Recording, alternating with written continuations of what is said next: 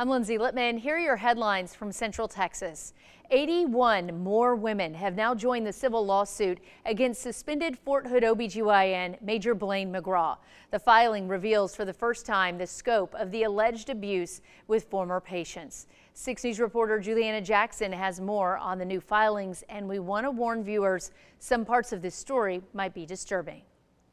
The petition filed on December 10th includes new evidence, photographs taken by alleged victims showing former Fort Hood OBGYN Major Blaine McGraw's alleged tactics. The images show McGraw's cell phone positioned in his breast pocket with the camera lens facing outward. The petition states on multiple occasions he positioned his Army nameplate clip beneath the cell phone so that the badge would prop the device outward, preventing the camera lens from being covered by his medical garments. The petition alleges 3 patterns of abuse: non-consensual photos and videos, unnecessary or unconsented procedures, and sexualized touching during examinations without chaperones. The petition describes a 19-year-old rape survivor who underwent a sexual assault forensic examination conducted by McGraw.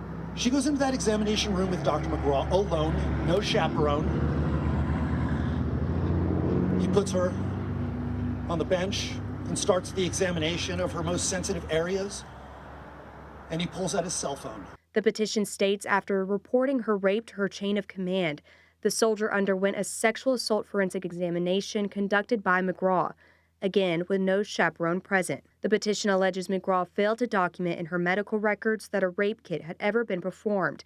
As a result, the criminal case proceeded, and her assailant was ultimately acquitted. One of the 82 Jane Does in this case says the alleged abuse was enabled by a, quote, broken system. All the while warnings are dismissed, complaints are pushed aside, and us, the victims, are told to follow a process that has never protected us. The petition alleges how McGraw induced labor without consent at Tripler Army Medical Center in Hawaii. According to the filing, after performing an off-the-books pelvic exam and inducing labor, McGraw allegedly told the patient they could both, quote, get in trouble, and instructed her to text him once she left the hospital property. Involves an examination in which a chaperone wasn't present.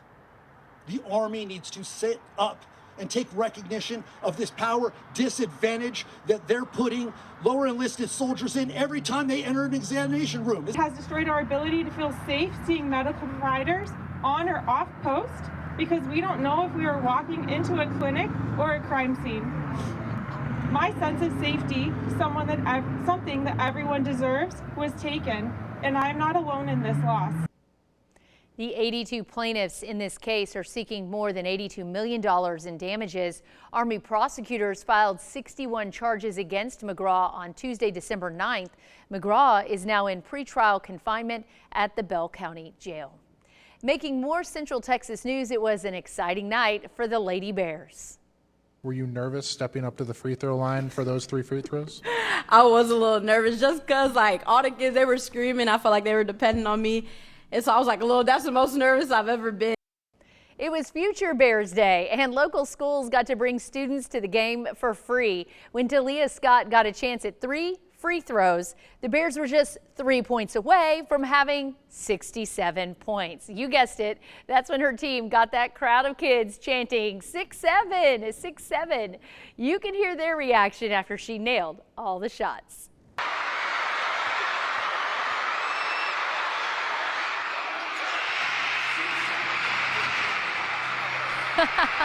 The crowd goes wild.